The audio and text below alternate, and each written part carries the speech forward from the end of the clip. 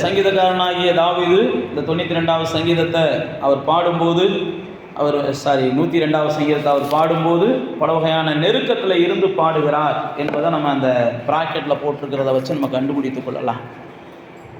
துயரப்படுகிறவன் அப்படின்ற வார்த்தையை தான் அவர் ஆரம்பிக்கிறாரு. துக்கத்தில் மூழ்கி கர்த்தரிடத்தில் தன் வியாகுலத்தை தெரிவிக்கும்படி செய்கிற ஒரு விண்ணப்பம் அப்படின்னு ஆரம்பித்து, நீங்கள் 102வது சங்கீதத்தை வாட்சி பார்த்தீங்கன்னா தெரியும். அவர் நித்திரை இல்லாமல் நான் இருக்கிறேன், அநேகருங்கனை தூசிக்கிறாங்க, என் வாழ்க்கையில் தொடர்ந்து இப்படிப்பட்ட சூழ்நிலைகள் வருகிறது, நெருக்கத்தில் நான் போகிறேன்னு சொல்லிலாம் அந்த 10 வசனங்கள் வரைக்கும் சொல்லிக்கிட்டே வருவார். அந்த 10 வசனத்துக்கு அப்புறம் தான் அடுத்து என்ன செய்வார், ஒரு நிலை இல்லாத ஒரு வாழ்க்கை, ஏன் இப்படி நிம்மதி இல்லாமல் நம்ம வாழணும் அப்படின்ற மாதிரி 11வது வசனத்தில் பேசுவார். ஒரு நிலையில்லாத வாழ்க்கை எப்போ முடியும்னே தெரியாது, ஆனால் நிம்மதி இல்லாமல் வாழ்கிறோமே அப்படின்ற மாதிரி பேசிட்டு தான் ஆண்டவரை பார்த்து சொல்லுவார், நீ என்னைக்கும் நிலச்சிருக்கிற ஆள், உங்களுடைய பேர் தலைமுறையாக இருக்கும், எனக்காக ஏதாவது செய்யுங்கன்னு சொல்லி அவர் என்ன செய்கிறார், விண்ணப்பிக்கிற ஒரு சூழ்நிலையை பார்க்குறோம். அந்த நேரத்தில் தான் இந்த ஒரு வாக்கு தத்துவத்தை அவர் எடுக்கிறார். தேவரீ, நீங்கள் எழுந்தருளி சீயோனுக்கு இறங்குவீர், அதற்கு தயவு செய்கிற காலமும் அதற்கு குறித்த நேரமும் வந்தது. இந்த நேரம் எப்போ வரும்னு சொல்லி அடுத்த வசனத்தில் சொல்கிறாரு, நாங்கள்லாம் என்ன செய்கிறோம், வாஞ்சையோடு காத்திருந்தோம். கர்த்தர் எப்போ தன்னுடைய மகிமையை வெளிப்படுத்துவார் அப்படின்னு சொல்லி நாங்களெல்லாம் ஆவலோடு காத்திருந்தோம். நாங்கள் திக்கற்றவங்களை போல இருந்தோம், எங்களுடைய ஜெபத்தை நீங்கள் என்ன செஞ்சுருக்கிறீங்க, அங்கீகரிச்சிருக்கிறீங்க அப்படின்னு சொல்லி தொடர்ந்து ஆண்டவரை பற்றி அவர் பேசுவார். அப்போ தேவ பிள்ளைகளே, நானும் நீங்களும் ஒன்றை இந்த நாட்களில் புரிந்து கொள்ளுகிறோம். என்ன அப்படின்னு பார்த்தீங்கன்னா, கடந்த நாட்களில் பல காரியங்களுக்காக நம்ம காத்திருந்தோம், பல காரியங்கள் நமக்கு கை கூடலை, பல காரியங்கள் நடக்கணும்னு சொல்லி நம்ம முயற்சி பண்ணணும், ஆனால் பல காரியங்கள் நமக்கு நடக்கலை. ஆனால் ஆண்டவர் அதை தான் இந்த ஆண்டுகளில் சொல்லுகிறான், எந்த காரியத்துக்கெல்லாம் நீங்கள் காத்திருந்தீங்களோ அந்த காரியத்துக்கு ஒரு முடிவை கர்த்தர் என்ன செய்கிறார், அதான் தயவு செய்கிற ஒரு காலம், உங்களுக்குன்னு குறித்த ஒரு நேரம். நம்முடைய ஆலயத்துக்காக ஆண்டவர் சொன்ன இந்த வாக்குத்தத்தம் இந்த ஆலயத்தில் பங்குள்ள எல்லாருக்குமே அது பொருந்தக்கூடியதாக இருக்கிறது. உங்கள் வாழ்க்கையில் ஆண்டவர் எப்படா தயவு செய்வார், எப்போ ஆண்டவர் நமக்கு இரக்கம் செய்வார், எப்போ இந்த காரியத்தில் கர்த்தர் கிருபை பாராட்டுவார் அப்படின்னு சொல்லி நீங்கள் எதிர்பார்த்த ஒவ்வொரு காரியத்திற்கும் கர்த்தர் இந்த ஆண்டில் உங்களுக்கு பதில் தர ஒரு என்ன செய்கிறாருன்னா விரும்புகிறார். அதை தான் இந்த வசனத்தில் நம்ம தியானிக்கிறோம். ஏனென்றால் தேவனை நீங்கள் ஆதியாகமத்திலிருந்தே தியானித்து பார்த்தீங்கன்னா அவர் எல்லாத்தையுமே டைமிங்கில் செய்கிறார், குறித்த நேரத்தில் செய்வார். முந்தியும் செய்ய மாட்டார், பிந்தியும் செய்ய மாட்டார். நாம் தான் எல்லா காரியத்தையும் ஒன்று முந்தி நடக்கணும், இல்லைன்னா நம்ம என்ன செய்வோம், பிந்தி நடப்போம். ஆனால் தேவன் என்ன செய்வார்னா குறித்த நேரத்தில் எல்லாவற்றையும் செய்கிறவராக இருக்கிறார். ஆபிரகாமுக்கு கொடுக்குறாரு, ஆனால் குறித்த நேரம் வரைக்கும் ஆபிரகாம் காத்து கிடக்க முடியலை, ஏன்னா அவருக்கு குறித்த நேரத்தை நிதானிக்க முடியலை. ஆனால் நீங்களும் நானும் இன்னைக்கு அப்படி கிடையாது. தேவன் நாம் குறித்த நேரத்தை நிதானிப்பதற்காகத்தான் இப்படிப்பட்ட பரிசுத்தவான்களின் ஐக்கியத்தை வச்சிருக்கிறார், பரிசுத்தாவின் துணையை கொடுத்திருக்கிறார், வேத புஸ்தகத்தை கொடுத்திருக்கிறார். அதனால் நீங்களும் நானும் குறித்த நேரம் அறிந்து கொள்வது ரொம்ப அவசியம். ஏன்னா எரேமியாவில் ஆண்டவர் சொல்றார், நாரைக்கு கூட தன்னுடைய நாட்கள் எப்பன்னு தெரியுமா, தன்னுடைய காலம் எப்பன்னு தெரியுமா, தனக்கான வாழ்வு எப்போ வரப்போகுதுன்னு தெரியுமா. இயேசுவை குறித்து நீங்கள் வாசித்து பார்த்தீங்கன்னா அந்த கல்யாண வீட்டுக்குள்ளே போன உடனே யோவான் 2ஆம் அதிகாரத்தில் என் வேலை இன்னும் வரலை அப்படிம்பார். ஏன்னா என் வேலை வராமல் நான் செயல்பட முடியாது, என் வேலை வராமல் எனக்கான நேரம் வராமல் நான் செயல்பட்டால் அது எனக்கு தேவையில்லாத இழப்புகளை கொண்டு வரும். அப்போ கர்த்தர் எனக்குன்னு குறித்த வேலை எது, கர்த்தர் எனக்கு தயவு காட்டுகிற நேரம் எது அப்படின்றத நம்ம கணிக்கக்கூடிய கிருபை உள்ளவங்களாக இருக்கணும். நீங்கள் மோசேயுடைய வாழ்க்கையை எடுத்து பார்த்தீங்கன்னா, மோசே அரண்மனையில் அவர் வாழுகிற ஒரு சூழ்நிலை வருது. அரண்மனையில் வாழுகிற அந்த சூழ்நிலையில் திடீர்னு பார்த்தா ஒரு 2 பேர் சண்டை போட்டுக்கிட்டு இருக்கிறாங்க. 2 பேர் சண்டை போடுறவங்கள அதில் ஒருத்தர் மோசேக்கு சொந்தக்காரர், இன்னொருத்தர் அந்த தேசத்துக்காரர். அப்போ சண்டை போடுற அந்த சூழ்நிலையில் மோசே என்ன செய்கிறார், 2 பேர்த்தையும் கூப்பிட்டு வச்சு பேசும்போது அந்த தேசத்துக்காரனை அடித்து அவர் கொன்று போட்டுறாரு. பைபிளில் போட்டிருக்குது. அடித்து கொன்று போட்டுட்டு அவர் நினைச்சாரா, இந்த ஜனங்கள் நம்மளை ராஜாவாக ஏற்றுக்கொள்ளக்கூடிய, தலைவனாக ஏற்றுக்கொள்ளக்கூடிய காலம் வந்துருச்சுன்னு அவர் நினைச்சாராம். ஏன்னா அப்போ அவருக்கு வயசு என்ன வயசு, 40 வயசு. 40 வயசுன்றது அன்னைக்கு எல்லாருமே ஒரு பருவமான வயசு. தாவீதை குறித்து வச்சு பார்த்தீங்கன்னா ஒரு 40 வயசுக்குள்ளே தான் என்ன செய்கிறார், ராஜாங்கத்துக்கு வருகிறார். யோசேப்பை குறித்து வாசித்து பார்த்தீங்கன்னா அவர் 40 வயசில் தான் என்ன செய்கிறார், அதிபதியாக மாறுறார். இப்படி 40 வயசுன்றது ஒரு பருவமான வயசு. அதனால் யோசேப் நம்ம மோசே என்னென்ன செஞ்சிடறாருன்னா, நமக்கு 40 வயசு ஆயிடுச்சு, நானும் தலைவனாக மாறலாம் அப்படின்னு சொல்லி அவர் முயற்சி பண்ணுகிறார். அதனுடைய விளைவு என்ன ஆயிடுச்சுன்னா, அரண்மனையை விட்டு அவர் ஓட வேண்டிய சூழ்நிலை ஆகிப்போச்சு. சில நேரத்தில் தேவன் குறித்த நேரத்தை நாம் நிதானிக்காமல் நாமளாக விசுவாசத்தில் செய்கிறோம், அதில் செய்கிறோம், இதில் செய்கிறோம்னு செஞ்சு சில நேரத்தில் பல தோல்விகளை நாம் சந்திச்சிருவோம். அதனால தான் இங்கே போட்டிருக்கு, தேவன் குறித்த நேரம் வரைக்கும் ஜனங்கள் காத்திருக்கோம். ஆண்டவர் அன்னைக்கு இஸ்ரவேலருக்கு 400 ஆண்டுகளை குறிச்சிருந்தார். 400 ஆண்டுகள் குறித்து வச்சுருந்தார். ஆனால் இந்த ஜனங்கள் என்ன செஞ்சாங்க, ஆபிரகாம்கிட்ட சொல்லிடுறாரு, 400 ஆண்டுகள் உன் தேசத்தை உன் ஜனங்கள் போய் அடிமையாக இருப்பாங்கன்னு சொல்லி. ஆனால் பைபிளில் போட்டிருக்கு அவங்க 430 ஆண்டுகள் என்ன செஞ்சுருக்கிறாங்க, அடிமையாக இருந்திருக்கிறாங்க. சில பரிசுத்தவான்கள் என்ன சொல்கிறாங்கன்னா, மோசேவை கர்த்தர் 50வது வயசில் பயன்படுத்தணும்னு நினச்சாரு. ஆனால் இவர் என்ன செஞ்சார், 40வது வயசுலேயே பயன்படணும்னு சொல்லி முயற்சி பண்ணி தோற்று போனதுனால ஆண்டவர் அவன் பக்குவப்படும் வரைக்கும் 40 ஆண்டுகள் காத்திருந்தார். அதனால தான் இந்த மக்களுக்கு 30 ஆண்டுகள் என்ன செய்ய வேண்டியிருச்சு, எக்ஸ்ட்ரா அனுபவிக்க வேண்டியதாகி போச்சு அப்படின்னு சில பரிசுத்தவான்கள் சொல்கிறாங்க. அப்போ சில நேரத்தில் தேவனுடைய குறித்த நேரம் வருகிறது வரைக்கும் நம்ம காத்திருக்கணும். பைபிளில் போட்டிருக்குது, யாக்கோபின் புஸ்தகத்தை எடுத்திங்கன்னா பயிர் என்ன செய்யுமா, மழை வர்றது வரைக்கும் அது காத்திருக்குமா. 5ஆம் அதிகாரம் 7ஆம் வசனத்தில் போட்டிருக்கு, சகோதரரே கர்த்தர் வருமளவும் நீடிய பொறுமையாக இருங்க, பயிரிடுகிறவன் பூமியில் நட்பணலை அடைய வேண்டும் என்று முன்மாறியும் பின்மாறியும் வரும் அளவுக்கு என்ன செய்யறானா, நீடிய பொறுமையோட காத்திருக்கிறான். எல்லாத்துக்கும் கர்த்தர் ஒரு காலம் வச்சிருக்கிறார். நீங்களும் நானும் ஒன்றை புரிந்து கொள்ளணும், இது தேவன் நமக்கு தயவு செய்கிற காலம், கர்த்தர் நமக்கு தயவு செய்கிற காலம். நம்முடைய வாழ்க்கையில் சில காரியங்களுக்கு கர்த்தர் வாசல் திறக்கிற காலம், சில காரியங்களில் கர்த்தர் நமக்கு ஆசீர்வதிக்கிற காலம். ஏனென்றால் காலத்தை நம்ம புரிஞ்சு கொண்டா தான் கர்த்தரிடத்தில் நம்ம உரிமையாக என்ன செய்ய முடியும். ஆண்டவரே நீங்கள் சொன்ன காலங்கள் வந்துருச்சு, நீங்கள் எங்களுக்கு வாக்கு பண்ண காலங்கள் வந்துருச்சு. ஏனென்றால் தானியேலை நீங்கள் வாசித்து பார்த்தீங்கன்னா, அவன் நம்ம எரேமியா மூலமாக 70 ஆண்டுகள் பாபிலோனில் சிறைப்பட்டு இருக்கணும் அப்படின்ற அந்த வாக்கு தத்துவத்தை பிடிச்சிக்கிட்டு தான் ஆண்டவர்கிட்ட ஜெபம் பண்ணுவார். நெகேமியாவை பார்த்தீங்கன்னா அவர் இந்த வாக்கு தத்துவத்தை பிடிச்சிக்கிட்டு தான் ஜெபம் பண்ணுவார். ஏனென்றால் அவர்களுக்கெல்லாம் தெரியும், 70 ஆண்டுகள் சொன்னீங்க ஆண்டவரே, இந்த 70 ஆண்டுகள் நிறைவேறிடுச்சு. அந்த 70 ஆண்டுகள் நிறைவேறினதுனால எப்போ நீங்கள் விடுதலையை கொடுக்க போகிறீங்க, யார் காலத்தை நிதானித்தார்களோ அவர்களை கர்த்தர் என்ன செஞ்சார்னா தலைவர்களாக மாற்ற ஆரம்பிச்சிட்டார். அன்னைக்கு தானியேல் கூட அநேகர் இருந்தாங்க, அன்னைக்கு நெகேமியா கூட அநேகர் இருந்தாங்க. ஆனால் கர்த்தர் அவங்களெல்லாம் தலைவர்களாக மாற்றலை. ஏன்னா அவங்க வசனத்தையும் நிதானிக்கலை, காலத்தையும் நிதானிக்கலை. ஆண்டவர் எருசலேம் பட்டணத்தை பார்த்து சொல்லுவார், உனக்கு கிடைச்ச காலத்தை நீ மிஸ் பண்ணுற, உனக்கு கிடைச்ச வாழ்க்கையை நீ மிஸ் பண்ணுற, உனக்கு தேவன் கொடுக்குற நாட்களை நீ மிஸ் பண்ணுற, உனக்கு பரிதாபமான நாட்கள் வரப்போகிறது. அப்போ கர்த்தர் நமக்கு கொடுக்குற வாய்ப்புகளை நம்ம தவற விடும்போது, கர்த்தருடைய பிள்ளைகள் கர்த்தருடைய சத்தத்துக்கு செவி கொடுக்கல, கர்த்தருடைய பிள்ளைகள் கர்த்தருடைய சத்தத்துக்கு செவி கொடுக்கல அப்படின்னா நம்முடைய வாழ்க்கையில் நிறையா காரியங்களை நம்ம என்ன செய்கிறோம், மிஸ் பண்ண ஆரம்பிச்சிருவோம், தவற விட்டுருவோம். எருசலேம் பட்டணத்தை பார்த்து ஆண்டவர் அப்படி தான் சொல்லுவார், உனக்கு கிடைச்ச காலத்தை நீ தவற விட்ட, உனக்கு கிடைச்ச நாட்களை நீ தவற விட்டுட்ட, இதுக்கப்புறம் உனக்கு என்ன செய்ய போகிறது, ஆபத்தான நாட்கள், கண்ணீரின் நாட்கள் வரப்போகிறது. அப்போ தேவ பிள்ளைகளே, தேவன் நம்மளுக்கு குறித்த நேரத்தை நம்ம சரியாக பயன்படுத்திக்கிட்டோம் அப்படின்னா, தேவன் நமக்கு கொடுக்குற வாய்ப்புகளை நம்ம சரியாக பயன்படுத்திக்கிட்டோம் அப்படின்னா நம்முடைய வாழ்வும் நிச்சயமாக மலருகிறது, நாமும் அநேகருக்கு ஆசீர்வாதமாக இருக்கிறோம். இதைத்தான் இந்த சங்கீதத்தின் மூலமாக நாம் கற்றுக்கொள்ளுகிறோம். எஸ்தர் புஸ்தகத்தை நீங்கள் வாசித்து பார்த்தீங்கன்னா, எஸ்தர் புஸ்தகத்தில் எஸ்தர் ராஜாத்தி இந்த 2ஆம் அதிகாரத்தில் வரும்போது தேவனுடைய தயை அந்த அம்மா மேலே வருது. தேவனுடைய தயை வர்றதுனால அந்த அம்மா என்ன செய்கிறாங்கன்னா, தன்னுடைய சிறிய தகப்பனாருடைய பேச்சை கேட்டு சில விஷயங்களை செய்கிறாங்க.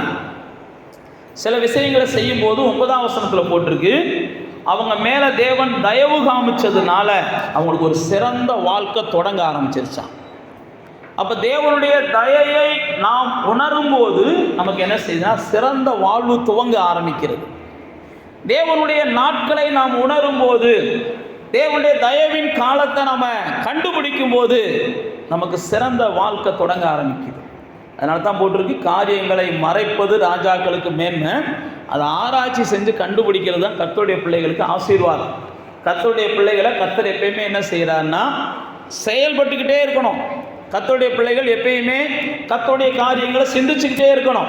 கர்த்தருடைய பிள்ளைகள் எப்பயுமே தன்னுடைய வாழ்க்கையில் நடக்கிற ஒவ்வொன்றுக்கும் எப்போ முடிவு வரும் அல்லது எதிர்பார்க்கிற எப்போது ஒவ்வொன்றுக்கும் எப்போ துவக்க வரும் அப்படின்னு சொல்லி ஆண்டவருடைய சமூகத்தில் நீங்கள் காத்திருந்து கேட்க ஆரம்பிச்சிங்கன்னா கர்த்தர் நிச்சயமாக தம்முடைய பிள்ளைகளுக்கு அது வெளிப்படுத்துகிறார். ஆண்டவர் பார்த்தீங்கன்னா, மாயக்காரரே நீங்கள் நிதானிக்கிறீங்க, மேகத்தை பார்த்து நிதானிக்கிறீங்க, இதை பார்த்து நிதானிக்கிறீங்க, அதை பார்த்து நிதானிக்கிறீங்க, ஏன் என்னைய பார்த்து நிதானிக்க தெரியலன்னு சொல்லி அன்னைக்கு இருந்த வேத பண்டிதர்களை இயேசு கேள்வி கேட்பார். எல்லாத்தையும் பார்த்து நிதானிக்கிறீங்க, ஆனால் என்னுடைய காரியத்தை மட்டும் ஏன் நிதானிக்க மாட்டேன்றீங்க அப்படின்னு சொல்லி அன்னைக்கு வேத பண்டிதர்களை பார்த்து இயேசு கேள்வி கேட்பார். இன்னைக்கு அப்படிதான் நானும் நீங்களும் எல்லாத்தையும் நமக்கு நிதானிக்க தருகிறது.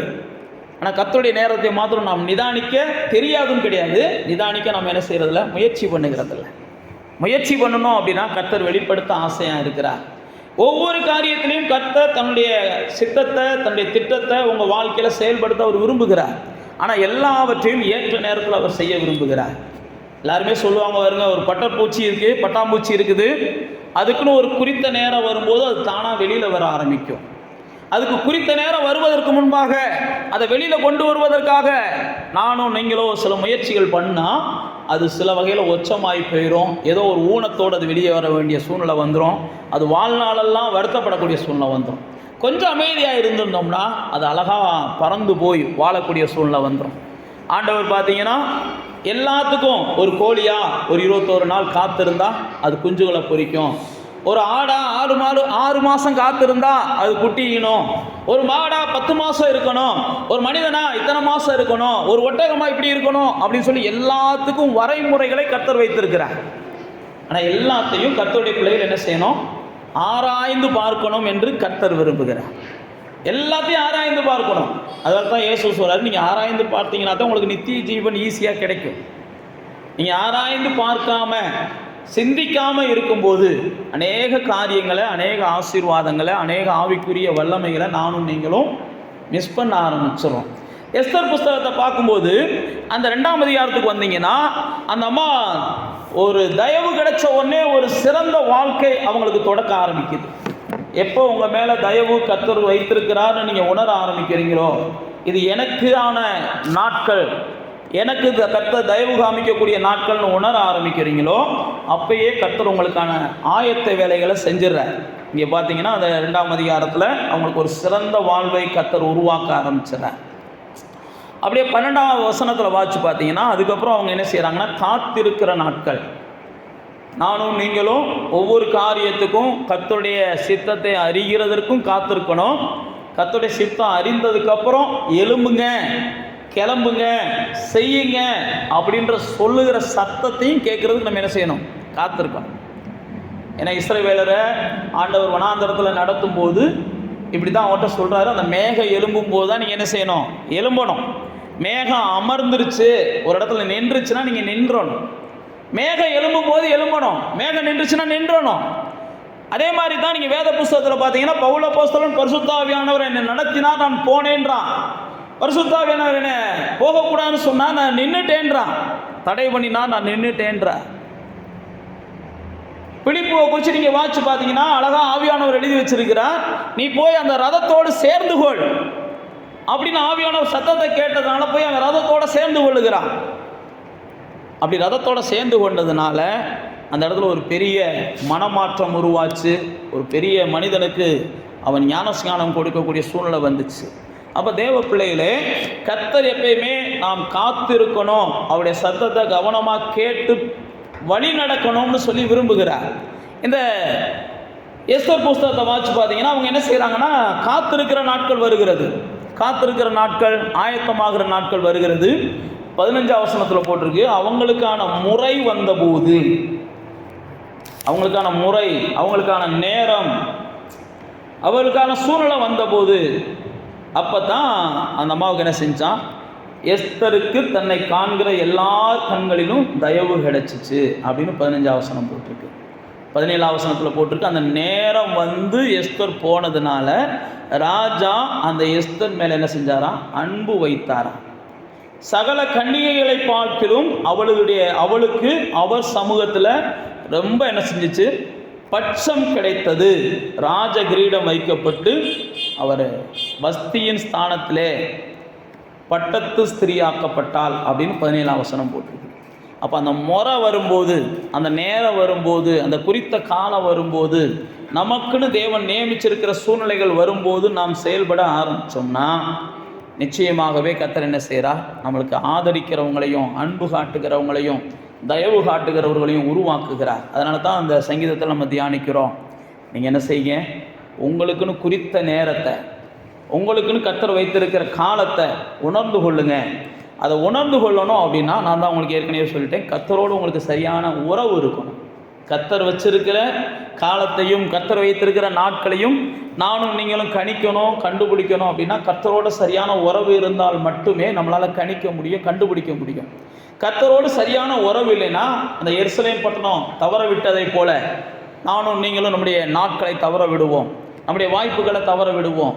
தேவன் நமக்கு வைத்திருக்கிற நல்ல நாட்களை நாம் அனுபவிக்க முடியாமல் போயிடும். ஆனால் ஆண்டவருடைய விருப்பம் எல்லா மனிதர்களும் ஏற்ற நேரத்தில் உயர்வை பார்க்கணும், எல்லா மனிதர்களும் ஏற்ற நேரத்தில் மேன்மையை பார்க்கணும், எல்லா மனிதர்களும் ஏற்ற நேரத்தில் அவங்க பறக்க ஆரம்பிச்சிடணும்.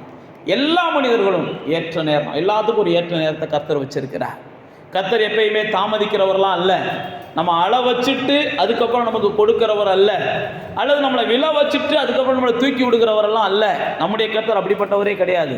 நம்முடைய கர்த்தர் நீங்களும் நானும் நேர்வழியாக போகணும், நேர்த்தியாக போகணும், நம்முடைய பாதையில் இடரல் இல்லாமல் இருக்கணும், நம்முடைய பாதையில் கோணம் இல்லாமல் இருக்கணும், நம்முடைய பாதைகள் செம்மையாக இருக்கணும்னு சொல்லி எல்லா வகையிலையும் தூதர்களை கொண்டு நமக்காக ஆயத்தம் பண்ணி கொடுக்கிறார்.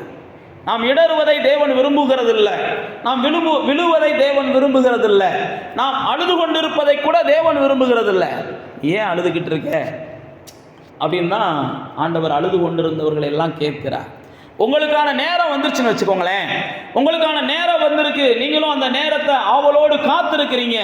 அந்த நேரம் எப்படா எனக்கான நேரம் வரும்னு ஆவலோடு காத்திருந்தீங்கன்னா 38 வருடமாக முடமாக இருந்த மனிதனை இயேசு தேடி போனதை போல உங்களுக்கான நேரம் வந்துருச்சுன்னா உங்களை தூக்கி விடுறதுக்காக இயேசு என்ன செஞ்சிருவார்? வாசல்களை, வாய்ப்புகளை உங்களை தேடி அனுப்புவார். உங்களை தேடி வாய்ப்புகளை அனுப்புவார். உங்களை தேடி வாய்ப்புகள் எப்போ வரும் அப்படின்னா உங்களுக்கான நேரம் வந்துருச்சுன்னா வந்துடும். உங்களுக்கான நேரம் எப்போ வந்திருக்கு எப்படி நீங்கள் கண்டுபிடிக்கிறீங்க அப்படின்னா தேவனோட உங்களுக்கு சரியான உறவு இருந்துச்சுன்னா நீங்கள் என்ன செஞ்சிருவீங்க? கண்டுபிடிச்சிருவீங்க. தேவனோட சரியான ஐக்கியம் இருக்கணும். தேவன் விரும்புகிற காரியங்களில் ஈடுபாடு வைக்கணும். தேவன் விரும்பாத காரியங்களை அருவருக்கணும். இதுதான் தேவனுடைய பிள்ளைகள் தேவன் வைத்திருக்கிற திட்டத்தில் சரியாக போகக்கூடிய எளிய ஆலோசனை. தேவன் விரும்புகிற காரியங்களை அதிகமாக நீங்கள் என்ன செய்யணும்? வாஞ்சிக்கணும்.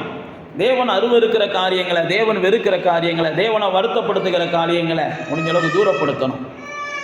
அப்போ உங்களுக்கான நேரம் வந்துருச்சு அப்படின்னா கர்த்தர் உங்களை தேடி வாய்ப்புகள் அனுப்பிக்கிட்டே இருப்பார். உங்களை தேடி வாய்ப்புகள் அனுப்பிக்கிட்டே இருப்பார். உங்களை தேடி வாய்ப்புகள் அனுப்பிக்கிட்டே இருப்பார்.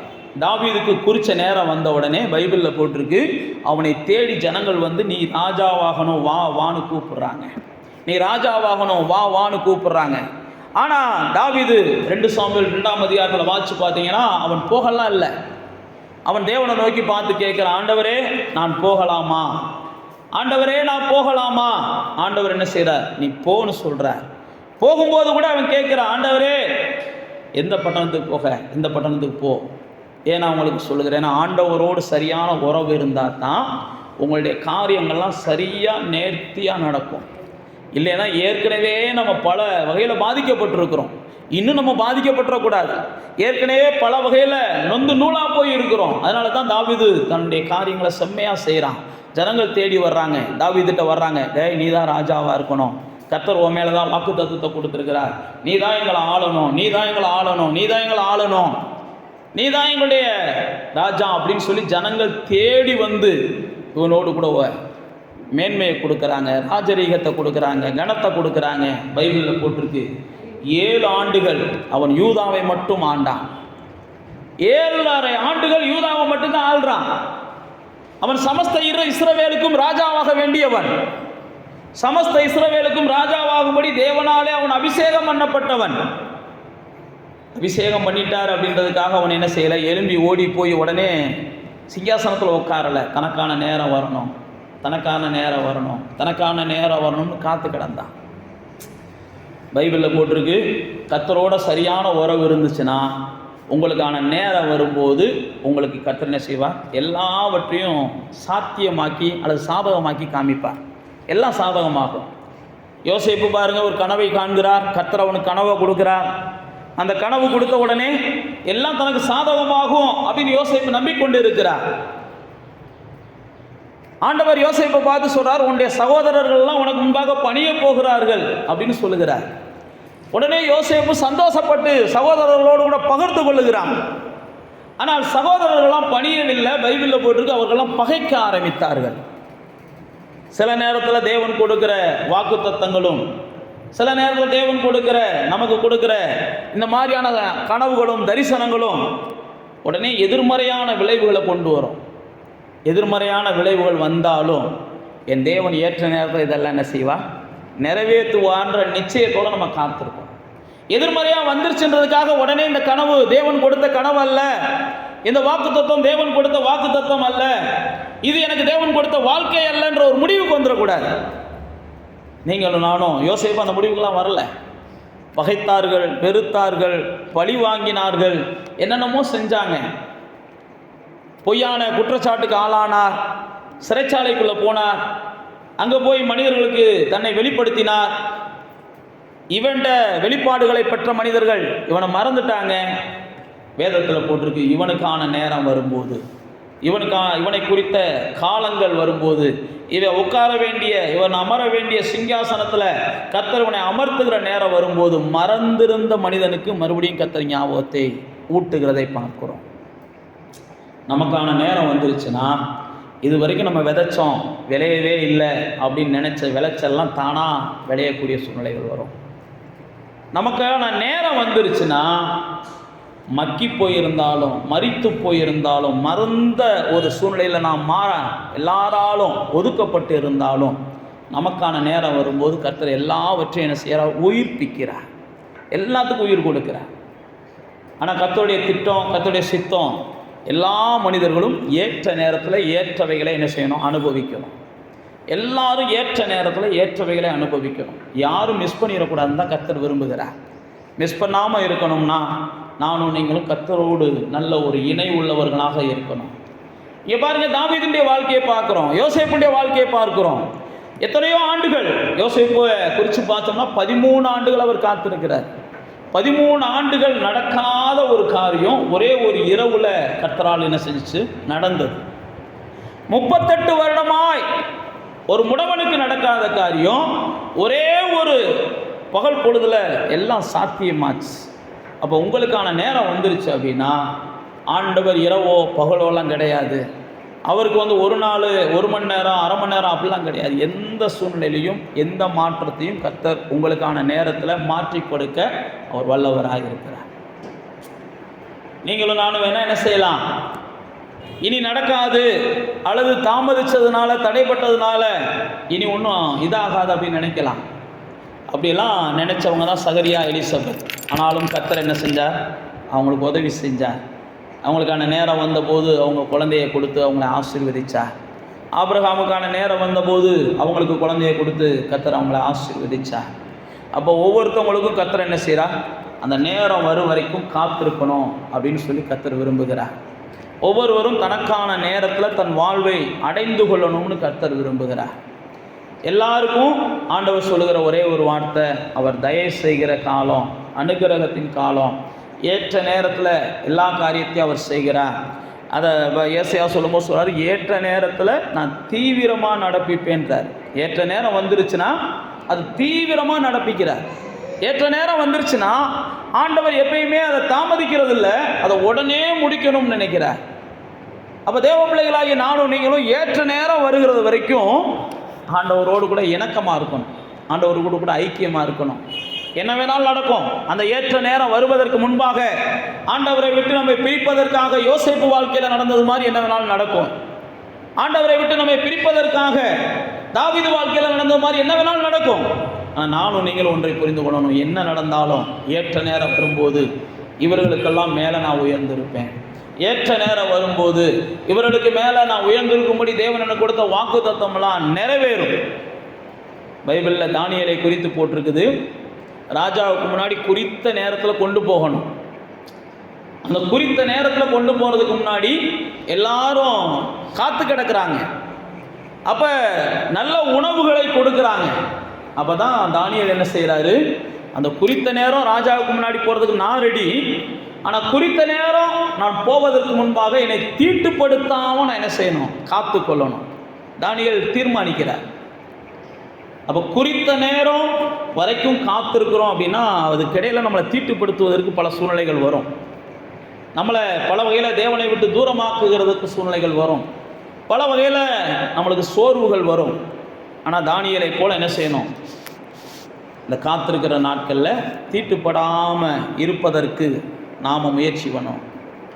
இந்த முயற்சிகள் தான் நமக்கு ஒரு பெரிய வெற்றியை பின்னாட்களில் கொடுக்கும். அப்படி தான் தானியேல் என்ன செஞ்சார், காத்திருந்தார். காத்திருந்தனுடைய விளைவு பைபிளில் போட்டிருக்கு, அவர்களை பார்க்கிலும் இவர் 10 மடங்கு சமர்த்தனாக கர்த்தர் அவனை மாற்றினான். அப்போ காத்திருக்கிற நாட்கள் வரும்போது நீங்களும் நானும் கரைபடாமல் இருப்பதற்கு, ஏன்னா அந்த நாட்களை நம்மளை கரைப்படுத்துவதற்கு பிசாசானவன் பல முயற்சிகளை பண்ணுவான். நமக்கான காலம் வருவதற்கு முன்பாக பிசாசு நம்மளை கரைப்படுத்த முயற்சி பண்ணுவான். ஏனென்றால் நமக்கான வாழ்வு வந்திருக்கும் போது இந்த கரைபட்ட வாழ்க்கையை 10 பேர் பேச வைப்பேன். நாம் உயர்ந்த நிலைமைக்கு இருக்கும்போது இந்த 10 பேருக்கு பிசாசு இவங்க இப்படிலாம் இருந்த ஆட்கள்னு பேச வைப்பான். அப்போ தேவ பிள்ளைகளே, தேவன் என்ன விரும்புகிறார்னா, குறித்த காலத்தில் குறித்த நேரத்தில் நீங்களும் நானும் தேவனுடைய தயவை பெறணும், தேவனுடைய இரக்கத்தை பெறணும். அதெல்லாம் போட்டிருக்கு. அவர் எழுந்தருளி அவர் தயவு செய்து குறித்த நாட்களில் எல்லாவற்றையும் நம்முடைய வாழ்க்கையில் முடிக்க பண்ணுகிறார். மனிதர்கள் சில காரியங்களை குறிக்கலாம், ஆனால் வேதத்தில் போட்டிருக்கு மனிதர்கள் குறித்ததெல்லாம் என்ன செய்யறதில்ல, நடக்கிறதில்ல. பைபிளில் போட்டிருக்குது, பேதுருவை கொலை செய்ய வேண்டும் என்று சொல்லி அன்னைக்கு இருந்த தலைவர்கள் நேரம் குறிக்கிறாங்க. பேதுருவை கொலை செய்ய வேண்டும் என்று சொல்லி அன்னைக்கு இருந்த தலைவர்கள் நேரம் குறிக்கிறாங்க. நமக்கு விரோதமாக மனிதர்கள் சில நேரத்தில் நேரம் குறிக்கலாம், காலத்தை குறிக்கலாம். ஆனால் நமக்குள்ள ஒரு நிச்சயம் இருக்கணும், எந்த மனுஷன் எனக்கு விரோதமாக என்ன நேரத்தை குறித்தாலும் கர்த்தர் எனக்கு குறித்ததான் என்ன செய்யும், நடக்கும். மனிதர்கள் குறித்ததெல்லாம் எனக்கு என்ன செய்யாது, நடக்காது. அப்படித்தான் பேதுரு அவன் பாட்டுக்கு என்ன செய்கிறான், பைபிளில் 12ஆம் அதிகாரம் அப்போஸ்தலர் நடவடிக்கைகளில் கொலை செய்ய வேண்டும் என்று நாளை குறிச்சிடுறாங்க. அவன் அந்த நாள் வந்தால் வந்துட்டு போதும், அவன் பாட்டு தூங்கியிருந்தான்னு பைபிளில் போட்டிருக்குது. அப்போ தூங்கியிருந்தவனுக்கு காரியங்கள்லாம் தானாக நடக்க ஆரம்பிக்குது, தானாக நடக்குது. பேதுருவுக்கே தெரியலை என்ன நடக்குதுன்னு சொல்லி, எல்லாம் தானாக நடக்குது. அதுக்கப்புறம் பார்த்தா பேதுரு விடுதலையாகி வெளியில் வந்துடுறார். சில நேரத்தில் மனிதர்கள் நமக்கு நாள் குறிக்கலாம், உயர்த்துவேன்னு நாள் குறித்தாலும் சரி, தாழ்த்துவேன்னு நாள் குறித்தாலும் சரி. நான் மறுபடியும் சொல்லுகிறேன், அதை நான் நம்புவதில்லை. நான் தேவன் எனக்குன்னு குறிச்சிருக்கிற நாளை நான் புரிந்து கொள்ளணும், உணர்ந்து கொள்ளணும், அதை அறிந்து கொள்ளணும். தேவன் எனக்குன்னு குறிச்சிருக்கிற நாள் வரைக்கும் என்னை தடுமாற பண்ணுவதற்கு பல சாத்தான் முயற்சி பண்ணுவான். என்னை எல்லா வகையிலையும் சோதனைக்குள்ளாக்குவதற்கு சாத்தான் முயற்சி பண்ணுவான். ஆனால் கர்த்தருடைய நாள் வருவதற்கு வரைக்கும் நான் காத்திருக்கணும். கர்த்தருடைய நாள் வருகிறது வரைக்கும், கர்த்தருடைய நாள் வருகிறத நான் அறிந்து கொள்வதற்கு கர்த்தருடைய உறவு, கர்த்தருடைய ஐக்கியம், கர்த்தரோடு நேரம் செலவிடுகிறது எனக்கு ரொம்ப அவசியம். அதனால் இந்த புதிய ஆண்டில் நீங்கள் காத்திருந்ததெல்லாம் போதும் என்று கர்த்தர் ஒரு முடிவு செய்கிறார். நீங்கள் இதுவரைக்கும் நீண்ட நாட்களாக தீராமல் இருந்த, அது வியாதியாக இருந்தாலும் சரி, பிரச்சனைகளாக இருந்தாலும் சரி, அதெல்லாம் தீரட்டும் அப்படின்னு கர்த்தர் விரும்புகிறார். நீண்ட நாட்களாக நீங்கள் எதிர்பார்த்த கதவுகள் திறக்கட்டும்னு கர்த்தர் விரும்புகிறார்.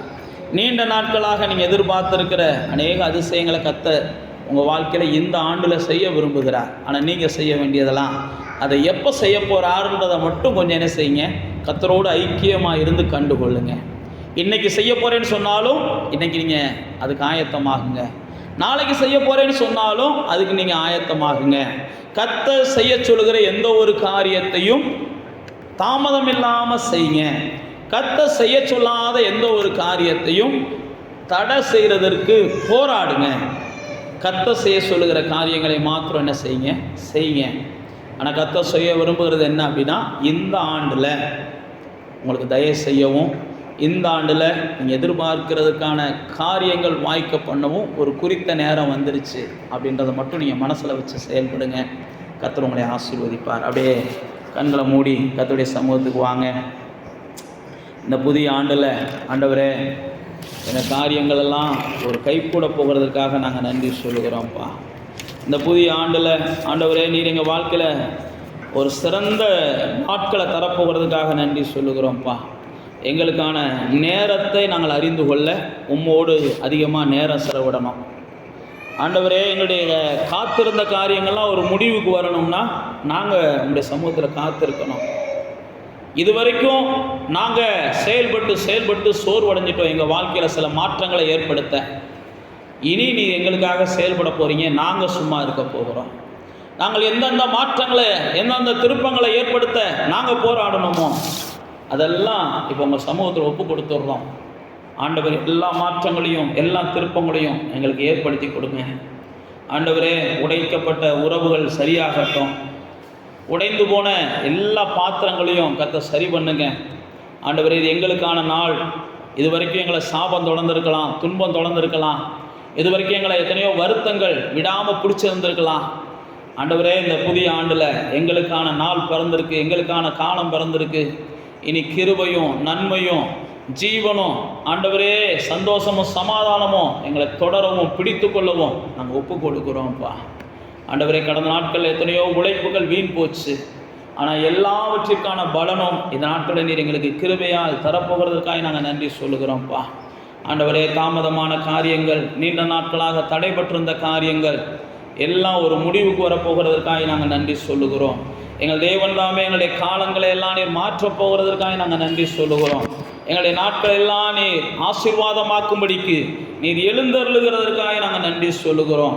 எங்கள் மேல் நீர் கிருபை பாராட்டி கருணை காண்பித்து எங்களுக்கு நல்ல நாட்களையும் நல்ல வாழ்வையும் ஆண்டவரே நீர்தாமே இந்த நாட்களில் துளிர பண்ண போகிறதற்காக, மலர பண்ண போகிறதற்காக நாங்கள் நன்றி சொல்லுகிறோம்ப்பா.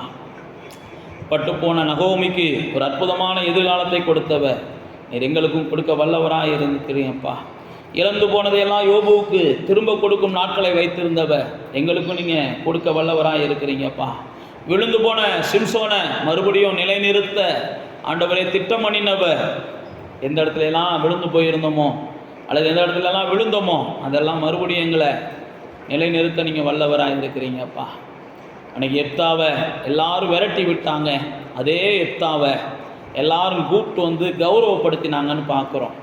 அதே போல் எங்களை துரத்துனவங்க, விரட்டினவங்க அல்லது எங்களை ஒரு மாதிரியெல்லாம் பார்த்தவங்க, பேசினவங்க எல்லாரும் கௌரவப்படுத்துகிற ஒரு காலங்கள் எங்களுக்கு வந்திருக்கிறதுக்காக நாங்கள் நன்றி சொல்லுகிறோம்ப்பா. ஆண்டவரே, உங்களுடைய நல்ல நாமத்தை நாங்கள் உயர்த்துகிறோம். இவைகளை எல்லாம் நாங்கள் அனுபவிப்பதற்கு உம்மோட உறவு எங்களுக்கு ரொம்ப அவசியம். உம்மோட ஐக்கியம் எங்களுக்கு ரொம்ப அவசியம். ஆண்டவரே, நாங்கள் எதிர்பார்க்கிற இவைகளெல்லாம் எங்களுக்கு கிடைப்பதற்கு நீர் எங்களுக்கு தயவு காண்பிக்கவும் எங்களுடைய காரியங்களை எல்லாம் வாய்க்க பண்ணவும் ஆண்டவரே, நாங்கள் உம்மோடு கூட அதிகமாக நேரத்தை செலவிட, உமக்காக அதிகமான காரியங்களை செய்ய எங்களால் முடிந்த அளவுக்கு ஆண்டவரே உம்முடைய சாயலை இந்த நாட்களில் நாங்கள் வெளிப்படுத்த